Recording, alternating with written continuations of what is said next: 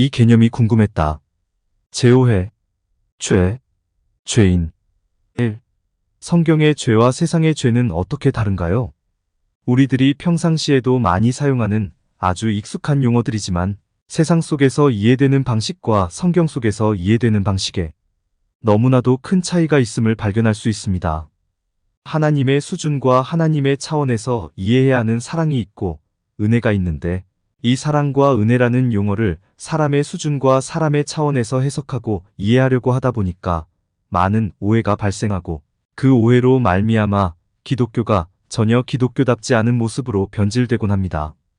조금만 간략하게 정리해드리자면 하나님의 수준과 하나님의 차원에서의 은혜는 그 어떤 전제 조건도 그 어떤 사후 조건도 전혀 요구하지 않는 무조건적인 은혜인데 반해 사람의 수준과 사람의 차원에서의 은혜는 은혜 받을 만한 사람이 받는 은혜였고 또 받은 은혜는 꼭 갚아야 하는 은혜였습니다. 여기까지는 얼마든지 있을 수 있는 일입니다. 세상이 바라보는 은혜는 그럴 수밖에 없기 때문입니다. 문제는 교회입니다. 교회는 하나님의 수준과 하나님의 차원에서 은혜를 이해하고 은혜를 설명하고 은혜를 선포해야 하는 곳입니다. 그런데 교회가 사람의 수준, 사람의 차원으로 은혜를 이해합니다. 그러니 교회에서도 하나님으로부터 은혜 받기 위해서는 준비된 사람이 되어 있어야 한다. 하나님께 은혜 받은 자는 그 은혜를 반드시 갚는 자가 되어야 한다는 식의 전혀 기독교답지 않은 내용들이 선포되면서 성도들을 혼란에 빠뜨리고 있는 것입니다. 이처럼 하나님의 수준과 하나님의 차원에서 그 용어를 이해하느냐, 사람의 수준과 사람의 차원에서의 그 용어를 이해하느냐에 따라 용어는 같은 형태이지만 그 의미는 완전히 다릅니다. 기독교가 이것을 놓치면 절대로 안 됩니다. 기독교가 이것을 놓치면 기독교가 세상과 하나도 다를 게 없고 기독교의 교훈, 기독교의 가르침이 세상의 교훈, 세상의 가르침과도 하나도 다를 게 없는 것입니다. 이것을 반드시 기억하신 상태에서 몇 차례에 걸쳐 죄 또는 죄인이라는 용어를 살펴보도록 하겠습니다. 우선 말씀을 드리고 싶은 것이 오늘날 사람들이 기독교를 매우 싫어한다는 사실입니다. 그 이유는 오늘날 교회가, 오늘날 목사가, 오늘날 성도가 바른 삶을 살아가지 못하기 때문이기도 합니다. 수많은 종교 중에서 각종 문제로 인해 뉴스에 가장 많이 오르내리는 종교가 기독교인데 누가 기독교를 좋아하겠습니까? 좋아할 리가 없습니다. 그러나 교회, 목사, 성도들의 삶과는 아무런 상관이 없이 뉴스에 많이 오르고 내리는 것과는 아무런 상관이 없이 기독교 자체를 싫어하고 기독교의 가르침 자체, 기독교의 교훈 자체, 기독교의 교리 자체를 부인하고 부정하는 사람들이 상당히 많이 있다는 사실입니다. 이렇게 기독교 자체를 부정하는 사람들이 내놓는 대표적인 논리가 기독교의 전제 조건을 전혀 이해할 수 없다는 것입니다. 즉 모든 사람을 죄인이라고 전제하고 들어가는 기독교가 전혀 마음에 들지 않는다는 것입니다. 죄인은 스스로 움츠러들 수밖에 없는 존재입니다. 죄인은 절대로 당당할 수 없고 절대로 떳떳할 수 없는 존재입니다. 그런데 하나님께서 모든 사람을 죄인이라고 규정하고 이런 죄인을 핍박하는 종교가 바로 기독교가 아니냐는 것입니다. 더욱이 무슨 죄라도 지어서 정말로 죄인이 되었다면 그래도 조금은 수용할 수 있고 그래도 조금은 이해해 줄 수 있습니다. 그러나 평생을 살아가는 동안 단 한 번도 경찰서에 불려간 적이 없고 단 한 번도 검찰청에 불려간 적이 없습니다. 단 한 번도 과태료 고지서나 범칙금 고지서를 받아본 적도 없습니다. 심지어 학교 다닐 때 반성문 한 번 써본 적도 없습니다. 이렇게 법에 저촉이 될 만한 일을 단 한 번도 저지른 적이 없는데 기독교가 죄인이라고 규정하니 속된 말로 환장할 노릇이 되는 것입니다.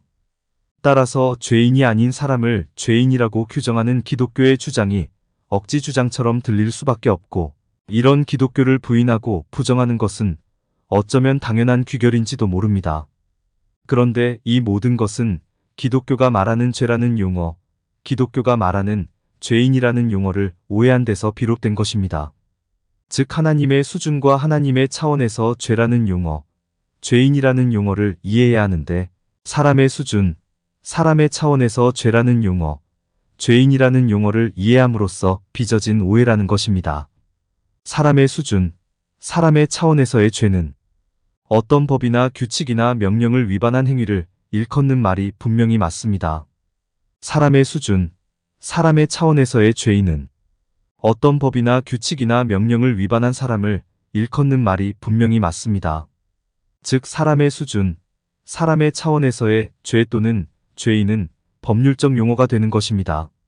그러나 하나님의 수준, 하나님의 차원에서의 죄 또는 죄인은 법률적 용어로서의 죄 또는 죄인이 절대로 아닙니다. 다시 말해 하나님의 수준, 하나님의 차원에서의 죄는 어떤 법이나 규칙이나 명령을 어기는 행위를 일컫는 말이 절대로 아니고 하나님의 수준과 하나님의 차원에서의 죄인은 어떤 법이나 규칙이나 명령을 위반한 사람을 일컫는 말이 절대로 아니라는 의미입니다. 그렇다면 하나님의 수준, 하나님의 차원에서 죄 또는 죄인이 법률적 용어가 아니라면 어떤 용어라고 표현할 수 있을까요? 가장 간결하게 설명해 드리자면 하나님의 수준과 하나님의 차원에서의 죄 또는 죄인은 법률적 용어가 아니라 관계적 용어라고 표현할 수 있습니다. 태초에 하나님이 사람을 지음으로써 하나님과 사람과의 관계가 형성되었습니다. 그런데 하나님과 사람과의 관계가 몇 차례에 걸쳐 변화의 과정을 겪게 됩니다. 바로 이 변화의 과정을 설명하기 위해 성경이 사용하는 용어가 바로 죄고 바로 죄인이 되는 것입니다. 따라서 교회에서 죄라는 용어를 사용하고 교회에서 죄인이라는 용어를 사용할 때는 법률적 의미로서가 아니라 언제나 하나님과 사람과의 관계적 용어로서 접근해야 합니다. 그런데 교회부터 이것을 혼동합니다. 즉 교회부터 죄라는 용어, 죄인이라는 용어를 오해해서 법률적 용어로 사용을 하는 것입니다. 보통 교회에서 전도할 때 흔히 목격되는 장면입니다. 전도하는 사람이 선생님은 비록 죄인이지만 하나님을 믿으면 죄에서 구원받을 수 있습니다. 이제부터는 죄짓지 않고 살아가실 수 있습니다. 라고 말하며 접근합니다. 그러면 전도받는 사람은 발끈합니다. 아니, 나는 단 한 번도 법을 어겨본 적이 없는데 왜 나보고 죄인이라고 하는 것이오? 라고 말하며 발끈합니다. 이때 전도하는 사람의 말이 정말로 가관입니다. 아니, 살아오시는 동안 한 번도 거짓말한 적 없으세요? 살아오시는 동안 한 번도 남의 것을 탐내본 적 없으세요? 살아오시는 동안 한 번도 무단횡단 해보신 적 없으세요? 살아오시는 동안 한 번도 휴지를 아무데나 버린 적 없으세요? 살아오시는 동안 한 번도 거리에 침 뱉으신 적 없으세요? 이렇게 되묻습니다. 그러면서 하는 말이 설령 모든 사람이 지금까지 죄를 짓지 않았다고 하더라도 앞으로 얼마든지 죄를 지을 수 있는 잠재적 죄인이라는 뉘앙스의 말입니다. 그러니 어서 빨리 하나님 믿어 지금까지 지은 모든 죄를 사함받고 잠재적 죄인의 길에서부터도 벗어나라는 말입니다. 하나님과 성경과 기독교가 말하는 죄, 하나님과 성경과 기독교가 말하는 죄인의 의미와 완벽하게 다른 엉뚱한 말이 아닐 수 없습니다. 이런 엉뚱한 말을 하면서 오히려 교회와 목사가 법이나 규칙이나 명령을 어기는 더 많은 죄를 짓고 있으니 기독교가 참으로 우스워진 것이고 기독교가 참으로 한심해진 것입니다. 오늘 간단히 하나님의 수준과 차원에서의 죄와 죄인은 법률적 의미로서가 아니라 하나님과 사람과의 관계적 의미로서의 죄와 죄인이라고 말씀을 드렸습니다. 이 말씀이 어떤 의미인지 다음 편 영상에서 자세히 풀어드리도록 하겠습니다. 감사합니다. 끝으로 공감이 되었다면 구독과 좋아요, 알림 설정 부탁드립니다.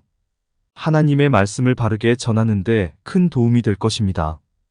평등하고 공정하며 정의롭고 행복한 세상을 이루는 데 큰 도움이 될 것입니다.